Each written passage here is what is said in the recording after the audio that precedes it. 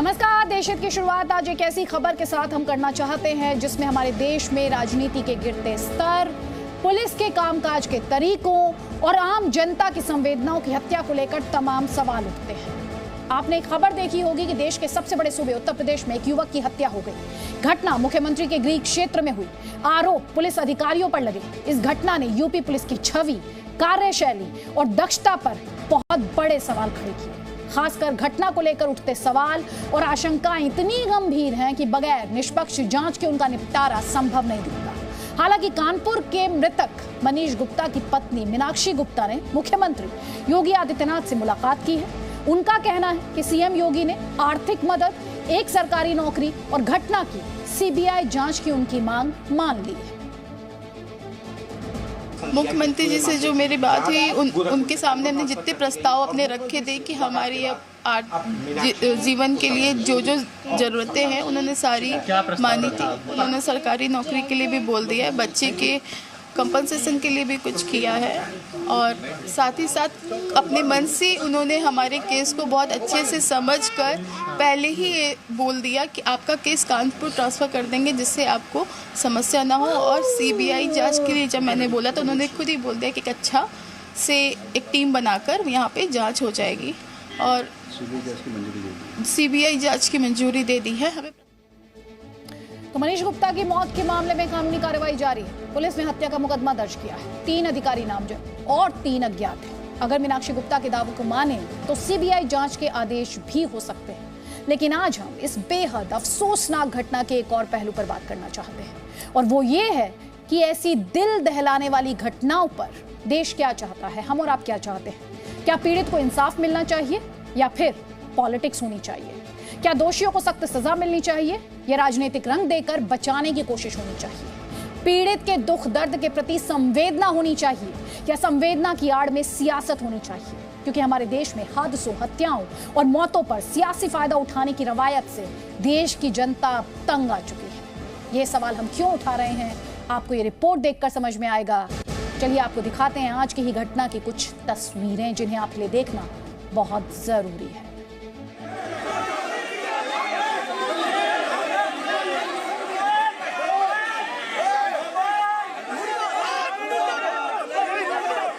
ये कानपुर में मनीष गुप्ता के घर के बाहर सुबह की तस्वीरें हैं। मृतक मनीष की पत्नी मीनाक्षी को समाजवादी पार्टी कार्यकर्ताओं ने घेरा हुआ है। छीना झपटी, खींचतान जैसे हालात हैं। पुलिस मीनाक्षी को बचा रही है। लाल टोपी पहने लोग मीनाक्षी को कहीं ले जाना चाहते हैं। जबरन खींचतान पर मीनाक्षी बिफरी हुई है। वो चीखती हैं, समाजवादी नारे लगाने लगते हैं। मीनाक्षी के परिवार वाले समाजवादियों से मिन्नतें करते हैं। मीनाक्षी के परिवार वाले परेशान हैं कि अचानक समाजवादी पार्टी के कार्यकर्ता मीनाक्षी के साथ आक्रामक रवैया क्यों अपना रहे हैं।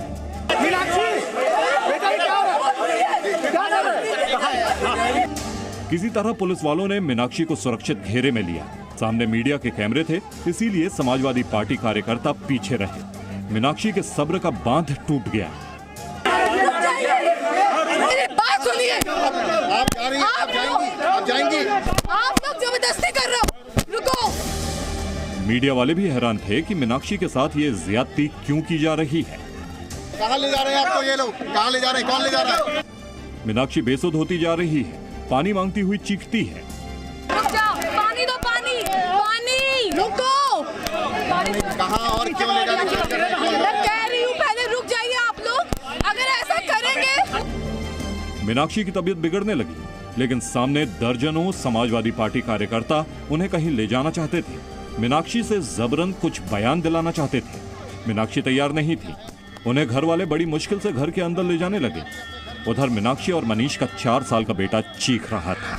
समाजवादी पार्टी के कार्यकर्ता लगातार पुलिस प्रशासन को घेर रहे हैं और ये कह रहे हैं कि समाजवादी पार्टी के कार्यकर्ता लगातार पुलिस प्रशासन को घेर रहे हैं और ये कह रहे हैं कि आप एक पल के लिए जरा सोचिए, एक अकेली महिला जिसके पति की मौत हो गई है, जिसका एक छोटा सा बच्चा, 4 साल का बच्चा वो इंसाफ के लिए देश की जनता के सामने गुहार लगा रही हो, उस महिला की पीड़ा, वेदना और संवेदना का ऐसा सियासी इस्तेमाल कम से कम एक सभ्य समाज की पहचान तो नहीं हो सकता है ना। हो सकता है समाजवादी पार्टी के समर्थकों ने इस अकेली महिला की आवाज को बुलंद करने के लिए मेहनत की हो, लेकिन उसका पॉलिटिकल माइलेज की तरह इस्तेमाल करना कितना दुखद है। एक बार आप इस महिला की जगह खुद को रखकर सोचिएगा। वैसे मीनाक्षी ने अपने घर की छत से समाजवादी पार्टी की इस घिनौनी सियासत को आईना भी दिखाया। आप लोग अब गलत कर रहे हैं, पुलिस वाले अब सही हैं। आपने मेरा कल से साथ दिया, परसों से साथ दिया, गोरखपुर में साथ दिया, सब अच्छा किया। आज आप गलत कर रहे हैं, आप गलत कर रहे हो। आप भारतीय ये सपा गलत कर रही है। अभी तक सपा ने सही किया है, मेरा साथ दिया है, लेकिन आज सपा गलत कर रही है। मृतक मनीष गुप्ता की पत्नी मीनाक्षी की इस फटकार के बाद समाजवादी पार्टी के कार्यकर्ताओं ने मीनाक्षी का तो पीछा छोड़ दिया, लेकिन इस बेहद ही अफसोसनाक आपराधिक घटना को राजनीतिक रंग में रंगने का काम अभी बाकी था। उसे पूरा करने के लिए समाजवादी पार्टी के अध्यक्ष अखिलेश यादव वहां पहुंचे।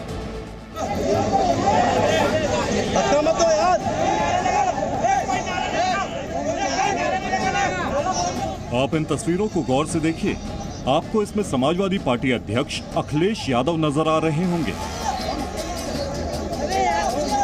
समर्थकों के जबरदस्त हुजूम में घिरे हैं, अपने हाथ उठाकर सबका अभिवादन भी कर रहे हैं। धक्का मुक्की का असर उन तक भी पहुंचता है, लेकिन समर्थकों का अभिवादन करना नहीं भूल रहे। ऐसी तस्वीरों को देखकर आप क्या महसूस करते हैं? जिस घर से 4 घंटे पहले इकलौते जवान शादीशुदा बेटे की अर्थी उठी हो, उसके घर के बाहर ये राजनीतिक रैली क्या मानवीय संवेदनाओं के अनुरूप है? क्या आपका मन ऐसी तस्वीरें देखकर विचलित नहीं होता कि हमारे देश में किसी की चिता पर राजनीति की रोटी सेंकने की कवायद कब बंद होगी? अखिलेश यादव और समाजवादी पार्टी की राजनीति पर यह सवाल इसलिए उठ रहे हैं क्योंकि अगर अखिलेश यादव को मृतक मनीष के परिवार को इंसाफ दिलाना था, तो अखिलेश यादव ये सवाल पूछ सकते थे कि मनीष की हत्या हुई या हादसा, क्योंकि मृतक की पत्नी हत्या का आरोप लगा रही है, पुलिस गिरने से मौत की बात कह रही है, मृतक की पत्नी घटना के वक्त के हालात बयान कर रही है, पुलिस मनीष के घटना स्थल से भागने की कोशिश करने की बात कह रही है। पोस्टमार्टम रिपोर्ट में मनीष से मारपीट के निशान पाए गए हैं, पुलिस मारपीट के आरोपों से इनकार कर रही है। मैं बात कर रही थी जब रूम में पुलिस आई है, तो मैं कॉल पे थी और उन्होंने मुझसे बताया, मैंने आपको बताया ना 10 मिनट का टाइम मांगा था, तब पुलिस थी। फिर उन्होंने मदद के लिए दुर्गेश को फ़ोन किया था, जिसकी रिकॉर्डिंग आप सबको मिल चुकी है और उसमें आप उनकी बात सुन सकते हैं। उन्होंने हड़बड़ाहट में जितनी सही बातें कितने पेशेंस के साथ बोली है। मीनाक्षी के ये वाजिब सवाल अखिलेश यादव ने सरकार और पुलिस के सामने नहीं उठाए। अखिलेश यादव ने उत्तर प्रदेश की सरकार और पुलिस से ये नहीं पूछा कि जब होटल के कमरे में पुलिस के आरोपी अफसर मौजूद दिख रहे हैं, पुलिस अफसर मनीष, प्रदीप चौहान और हरवीर सिंह के पहचान पत्र देख रहे हैं, बैग की तलाशी ले रहे हैं, तो बिस्तर पर आराम से लेटे दिख रहे मनीष गुप्ता को अचानक क्या हुआ था कि वो उठकर भागने लगा था और भागने में ऐसा गिरा कि उस चोट से उसकी मौत हो गई। अखिलेश यादव अगर सचमुच मनीष गुप्ता के कातिलों को सजा दिलाना चाहते थे, तो ये क्यों नहीं पूछा कि घटना के चश्मदीद मनीष के दोस्त प्रदीप और हरवीर कहां हैं? ये क्यों नहीं पूछा कि मनीष को पहली बार किस निजी अस्पताल में ले जाया गया, मनीष को पहली बार किस डॉक्टर ने देखा, बीआरडी अस्पताल में मनीष गुप्ता का इलाज किसने किया और किस डॉक्टर के इलाज के दौरान मनीष गुप्ता की मौत हुई? वो डॉक्टर कौन है और कहां है? लेकिन अखिलेश को मनीष की मौत से मतलब नहीं था, मीनाक्षी को इंसाफ से मतलब नहीं था, यूपी पुलिस की कार्यशैली पर सवाल उठाने से मतलब नहीं था। उन्हें सियासत करनी थी और वो कर गए।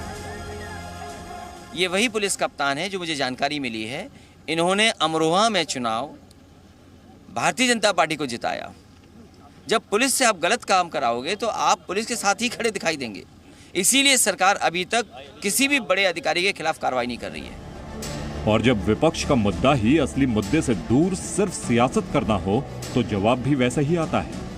पिछली सरकारों ने, वर्तमान सरकार तो भर्ती की, पिछली सरकारों ने तो सिपाही भर्ती किए हैं। जो भर्ती किए हैं और इस समय है कि एक ऐसे भर्ती जितने हैं उनका एक साइको टेस्ट हो। अगर साइको टेस्ट में पास हैं तो समाज की सेवा के लिए भेजें, नहीं तो उन्हें ऑफिस में रखा जाए। नेता राजनीति कर लें, लेकिन इतना समझ लें कि देश की जनता इस तरह की डरावनी घटनाओं और अफसोसनाक सियासत को भली भांति समझती है और वक्त पर उसका हिसाब भी लेती है। विशाल पांडे, जी मीडिया, लखनऊ। किसी के दर्द को लेकर इंसाफ की लड़ाई हो सकती है, उसका राजनीतिक फायदा उठाने की कोशिश बिल्कुल नहीं की जानी चाहिए। और अब आज कल की एक और बड़ी खबर की बात हम यहाँ करेंगे। देश की सबसे पुरानी party, grand old party Congress अब पुर्जा होती दिखाई दे रही है। अक्षम नेतृत्व, अनुचित फैसले, अनिश्चित भविष्य के कारण कांग्रेस पार्टी के अंदर बगावत हो चुकी है। पंजाब से लेकर छत्तीसगढ़ और छत्तीसगढ़ से लेकर राजस्थान तक कांग्रेसियों के अंदर घमासान मचा हुआ है। और सबसे ज्यादा खींचतान इस वक्त हो रही है पंजाब में, जहां कैप्टन अमरिंदर सिंह ने आखिरकार कांग्रेस को गुड बाय बोलने का मन बना लिया है। अब G23 ग्रुप 23 यानी कांग्रेस नेतृत्व को चुनौती देने वाले कांग्रेस के 23 दिग्गज नेताओं ने खुलेआम मोर्चा खोल दिया है। पंजाब की बात करें तो फिलहाल सिद्धू को मनाने की कोशिश जारी है। आज मुख्यमंत्री चरणजीत सिंह चन्नी से मिलने भी सिद्धू पहुंचे, उनकी मुलाकात भी हुई। कांग्रेस नेतृत्व को लगता है कि सिद्धू मान जाएंगे तो पंजाब का तूफान शांत हो जाएगा, लेकिन ये बगावत, ये खींचतान थमती नहीं।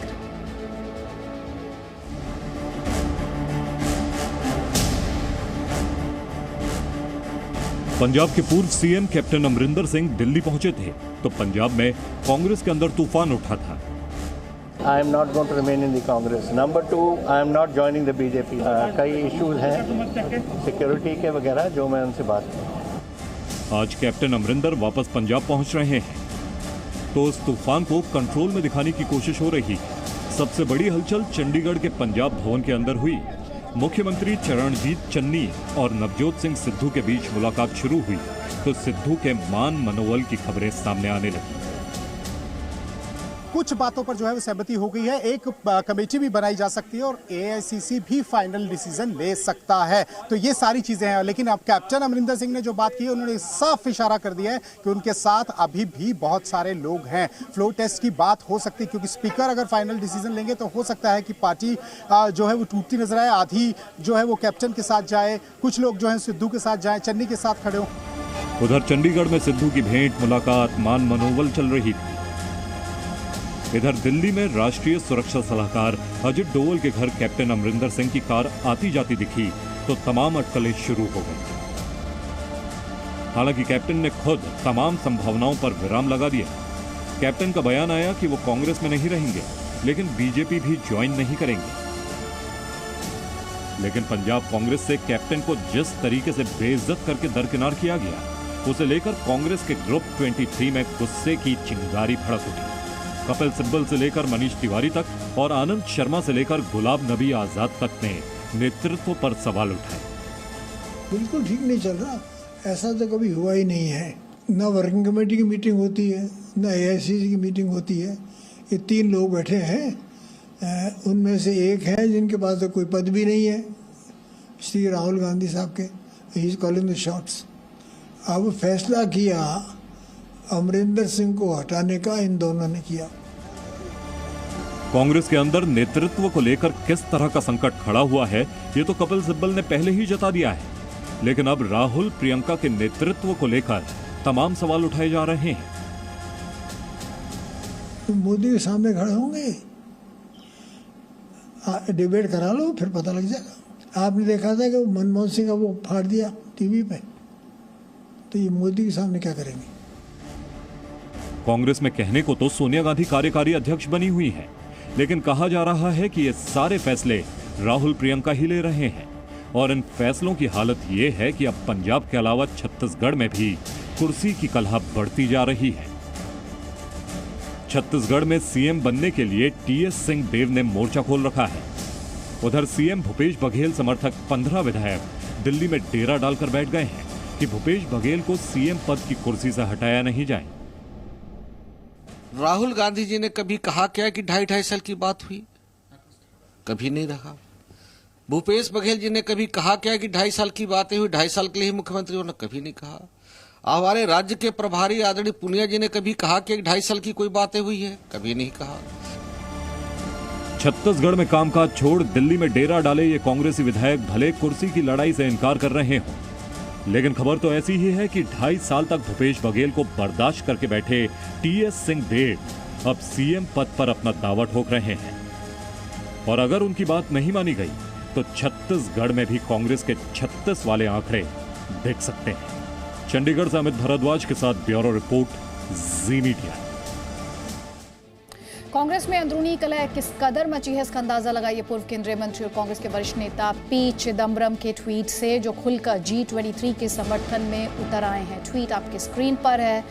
चिदम्बरम द्वारा जो ट्वीट किया गया है इसका सीधा सा मतलब यह है कि कांग्रेस में मची कलह के बीच चिदम्बरम भी G23 के साथ खड़े हैं। उनके द्वारा जो ट्वीट किया गया उसमें उन्होंने कहा कि सिब्बल के घर के बाहर कांग्रेसियों का प्रदर्शन देखकर उन्हें बहुत दुख हुआ। और पी चिदम्बरम की ट्वीट से यह भी लगता है कि कांग्रेस के अंदर किसी की सुनवाई नहीं है, क्योंकि वो लिखते हैं, ट्वीट करते हैं कि उन्होंने कई बार बातचीत शुरू करने की कोशिश की जो हो ना सकी। मतलब जिस CWC की बैठक बुलाने की मांग गुलाम नबी आजाद चिट्ठी लिखकर कर रहे हैं, कांग्रेस में कोई सुनवाई नहीं हो रही है। और उसी पीड़ा को आप समझिए पी चिदम्बरम ने भी जाहिर किया है। तो पी चिदम्बरम द्वारा ये ट्वीट किया गया है जो बताने के लिए काफी कि कांग्रेस में इस वक्त जो कलह है वो किस पॉइंट तक पहुंच चुकी है। पी चिदम्बरम ये कह रहे हैं कि आई फील हेल्पलेस, मैं असहाय महसूस करता हूं कि we can not start a meaningful conversations within party forums, यानी पार्टी फोरम में मीनिंगफुल कॉन्वर्सेशंस नहीं हो पा रहे हैं। ट्वीट आपके स्क्रीन पर है। I also feel hurt and helpless when I see pictures of Congress workers raising slogans outside the residence of a colleague and MP। आप खबर बंगाल की। बंगाल में आज 3 विधानसभा सीटों पर मतदान हुआ। वैसे तो ये उपचुनाव भवानीपुर सीट पर था, जबकि शमशेरगंज और जंगीपुर में पहली बार मतदान हुआ, क्योंकि चुनाव के दौरान वहां के उम्मीदवारों की मौत हो गई थी। शाम 5 बजे तक भवानीपुर में 53% से अधिक, शमशेरगंज में 78% से अधिक और जंगीपुर में 76% से अधिक मतदान हो चुका था। लेकिन सबसे चर्चित सीट भवानीपुर, क्योंकि दक्षिण कोलकाता की सीट से ममता बनर्जी उम्मीदवार है, क्योंकि ममता बनर्जी नंदीग्राम सीट हार चुकी थी। आपको याद होगा उनके सीएम बने रहने के लिए भवानीपुर की सीट पर चुनाव जीतना उनके लिए बहुत ज्यादा जरूरी है। और इस चुनाव में हिंसा की खबर नहीं है, लेकिन बीजेपी ने धांधली के आरोप लगाए हैं। पश्चिम बंगाल की 3 विधानसभा सीटों को लेकर मेरी सहयोगी पूजा मेहता ने ये रिपोर्ट फाइल की है, देखिए। पश्चिम बंगाल की 3 विधानसभा सीटों पर वोट देने के लिए मतदाताओं की भीड़ सुबह से ही लगने लगी थी। कोरोना की गाइडलाइंस को देखते हुए वोटर्स को सैनिटाइज किया जा रहा था। पोलिंग बूथ पर मास्क का भी इंतजाम था। चुस्त सुरक्षा व्यवस्था भी थी। भवानीपुर सीट पर जहां एक तरफ उपचुनाव के लिए वोट डाले गए, वहीं दूसरी ओर मुर्शिदाबाद की 2 सीटें शमशेरगंज और जंगीपुर में चुनाव के लिए वोट डाले गए। हालांकि चुनाव आयोग की ओर से कहा गया है कि लगभग जो है ये चुनाव प्रक्रिया शांतिपूर्ण तरीके से खत्म हुई है, लेकिन बीजेपी का आरोप है कि उनके एक नेता कल्याण चौबे पर जानलेवा एक अटैक भी किया गया, जहां उनके ऊपर हमला करते वक्त उनकी गाड़ी को तोड़ा गया और उनको गंभीर रूप से चोटें भी आई है। इस उपचुनाव में किसी तरह की हिंसा की खबर तो नहीं आई, लेकिन बीजेपी ने टीएमसी पर पैसे देकर वोटिंग कराने का आरोप लगाया है। ममता बनर्जी के खिलाफ भवानीपुर से बीजेपी की कैंडिडेट प्रियंका टिब्रेवाल का आरोप है कि टीएमसी ने 500 रुपए देकर वोट लिए हैं। छोटे छोटे बच्चों को, कॉलेज के बच्चों को इनको ये पकड़ा दे रहे हैं। जो बच्चे देखने में अच्छे परिवार से लगते हैं उनको ये पकड़ा दे रहे हैं कि जाओ वोट देकर के आओ, ताकि वो कोई उनको जल्दी से पकड़ नहीं सके। वो बच्चा बेचारा रो करके हाथ जोड़ने लगा मेरे सामने कि माफ कर दीजिए, माफ कर दीजिए। तब मैंने उसको माफ भी कर दिया कि चलो जाओ। प्रियंका टिब्रेवाल को बीजेपी ने ममता बनर्जी के खिलाफ चुनाव में उतारा है। बंगाल में चुनाव के बाद हुई हिंसा के मामलों को लेकर प्रियंका ने ही हाईकोर्ट का दरवाजा खटखटाया था, जिसके बाद हाईकोर्ट ने हिंसा के गंभीर मामलों की सीबीआई जांच के लिए आदेश दिए थे। भवानीपुर में प्रियंका टिब्रेवाल ममता बनर्जी को कितनी टक्कर दे पाती हैं, ये 3 अक्टूबर के चुनाव नतीजे बताएंगे।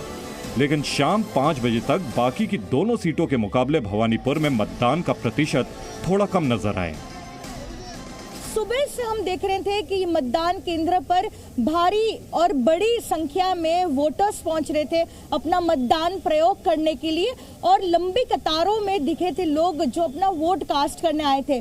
चुनाव आयोग की ओर से जो आंकड़े दिए गए हैं वो है 5 बजे तक भवानीपुर सीट में 53.32% तक पोलिंग परसेंटेज दर्ज कराया गया है। साथ ही शमशेरगंज की अगर बात करें तो 78% पोलिंग परसेंटेज हुआ है और जंगीपुर में 76%। हालांकि चुनाव आयोग की ओर से ये कहा गया है कि पोलिंग परसेंटेज जो है थोड़ा सा और बदलेगा और थोड़ा सा ज्यादा बढ़ भी सकता है, क्योंकि ये आंकड़ा जो है 5 बजे तक का दिया गया है। 6:30 बजे तक जो आंकड़े हैं वो बाद में कैलकुलेट किए जाएंगे। कोलकाता से कैमरा पर्सन फेलिक्स चौकीनार के साथ पूजा मेहता, जी मीडिया। नमस्कार, मैं हूं आपके साथ मीमांसा मलिक। देश हित में अब बात करते हैं खुद को दुनिया की सुपर पावर बताने वाली चीन की, जहां पर बिजली का संकट गहरा गया है। चीन में पावर कट का असर चीन की जीडीपी पर भी पड़ने की बात कही जा रही है। फिलहाल स्थिति यह है कि चीन के 44% औद्योगिक उत्पादन पर इस बिजली कटौती का असर पड़ा है। इसके अलावा देश की बड़ी आबादी भी बिजली की कमी से परेशान है। चीन की राजधानी बीजिंग और शंघाई जैसे शहरों में भी 8 घंटे तक बिजली कट रही है। लोगों को मोमबत्तियां खरीदकर अपना काम चलाना पड़ रहा है। सड़कों पर भी अंधेरा है और वाहनों के लाइट से लोग अपनी मंजिल तक पहुंच रहे हैं। और ये हाल उस देश का है जो खुद को दुनिया की बड़ी आर्थिक और सैन्य शक्ति मानता है।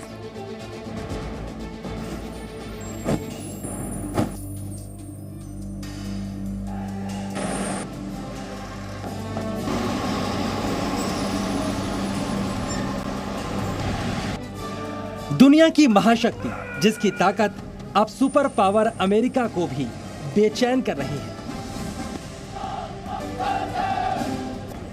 जो देश दुनिया की दूसरी सबसे बड़ी इकोनॉमी है, जिसके बारे में कहा जाता है कि वो सारी दुनिया को कच्चे माल की सप्लाई करता है। जो देश पैसा बांट बांट कर दुनिया के कई देशों को कर्ज के जाल में जकड़ चुका है। जो चंद्रमा और मंगल में जिंदगी की तलाश कर रहा है। वही चीन आज अंधेरे में डूबा है। ये चीन की तस्वीरें हैं जहां सड़कों पर अंधेरा है, इमारतों में अंधेरा है, दुकानों में अंधेरा है, रेस्टोरेंट में अंधेरा है। चीन के नागरिकों का दिन तो कट जाता है, लेकिन रात काटने के लिए उनको चार्जर, जनरेटर और मोमबत्तियों की जरूरत पड़ रही है, क्योंकि चीन इस वक्त बड़े बिजली संकट से जूझ रहा है। हम आपको चीन में पैदा हुए इस बिजली संकट और इससे चीन और दुनिया को होने वाली परेशानी की पूरी जानकारी देंगे, लेकिन पहले आपको दिखाते हैं बिजली संकट की वजह से चीन का क्या हाल है। चीन में बिजली संकट की गंभीरता को इस तरह से समझा जा सकता है कि अंधेरे में डूबे चीन की राजधानी बीजिंग और आर्थिक गतिविधियों का केंद्र शंघाई जैसे शहरों में भी बिजली की लंबी कटौती की जा रही है। चीन के हनान प्रांत में तो 8-8 घंटे तक बिजली कटौती हो रही है। शेनयांग शहर के रहने वाले लोगों ने बताया, अचानक लंबे पावर कट से उन्हें कितनी परेशानी का सामना करना पड़ा। 就是一片漆黑，什么也看不见，因为全部停电了嘛，只有就车过来的时候能看见灯是亮的，再不我骑电动车灯是亮的，剩下的都是一片漆黑。你那个时候在哪里？你说我停电的时候在这边是干活。 चीन में लंबे पावर कट के बाद जगह जगह अंधेरा छा गया। इसके बाद कुछ लोग पोर्टेबल चार्जर तलाश करते दिखाई दिए, तो कुछ मोमबत्तियां खरीदने दुकानों पर पहुंचे। 地铁没停，然后停水停电，蜡烛，买蜡烛的也挺多的，还有接充电宝的，还过来充电的。 पिछले सप्ताह हनान जिले के एक आवासीय इलाके में लगभग 8 घंटे तक बिजली कटौती हुई। सड़कों पर पूरी तरह से अंधेरा था और इससे डिलीवरी का काम करने वालों को भी परेशानी हुई, क्योंकि लिफ्ट काम नहीं कर रही थी। 因为你看我家里边也住的是高层，因为我们送餐也比较麻烦，那高层有需要的时候你必须也得爬呀。你说一停电的话，就是10多层、20多层，有的话年轻的不爱下楼，完了点外卖我们必须也得送去。 चलिए अब हम आपको बताते हैं चीन में इस बिजली संकट की असली वजह क्या है और क्यों चीन के बड़े बड़े शहरों में अंधेरा छा गया है। चीन में बिजली संकट मैन्युफैक्चरर्स की बढ़ती मांग के बीच कोयला सप्लाई में बाधा के कारण पैदा हुआ। चीन में कुछ पोर्ट्स लंबे वक्त से बंद थे, ऐसे में पावर प्लांट की मांग के हिसाब से कोयले की सप्लाई नहीं हो पाई। चीन में कोयले की सप्लाई अभी भी बाधित है। कोयला मंगाने के लिए पोर्ट पर लंबा इंतजार जारी है। ऐसे में चीन के कई इलाकों में सरकार ने बिजली काटने की घोषणा कर दी। इन इलाकों में मॉल और दुकानें बंद हो गई हैं और फैक्ट्रियों में भी काम रोकना पड़ गया है।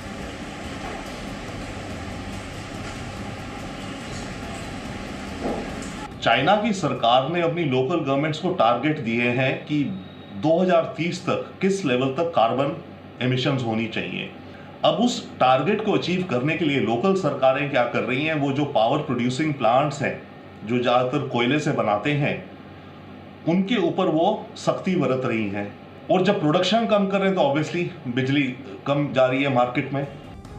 लेकिन चीन का यह बिजली संकट दुनिया की दूसरी सबसे बड़ी अर्थव्यवस्था और सैन्य महाशक्ति को काफी भारी पड़ने वाला है।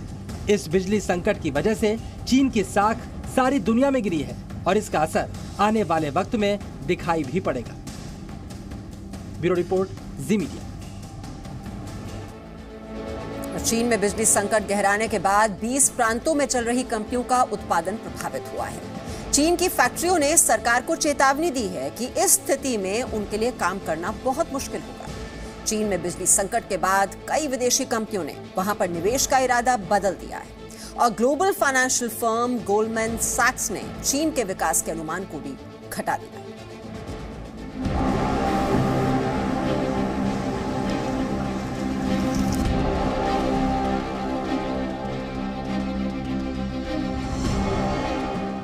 बिजली संकट के बाद खुद को दुनिया के सुपर पावर बताने वाले चीन की चिंता बढ़ गई है, क्योंकि चीन के 20 प्रांत जो देश की जीडीपी के 66% से ज्यादा का उत्पादन करते हैं, इस वक्त पावर कट की चपेट में है, जिसकी वजह से चीन के अंदर कई फैक्ट्रियों को बंद करना पड़ा है या फिर उत्पादन में बड़ी कटौती करनी पड़ी है। ये शेनयांग प्रांत की तस्वीरें हैं, जहां फैक्ट्री कर्मचारी और मालिक बिजली कटौती से परेशान हैं।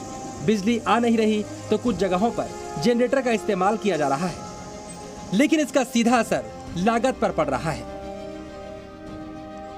这是沈阳地区吧，好像我知道应该是头一次限电，反正就是肯定是有损失呗。租发电机一天3000块钱，在家里用柴油，一天的费用大概得在7000到1万吧。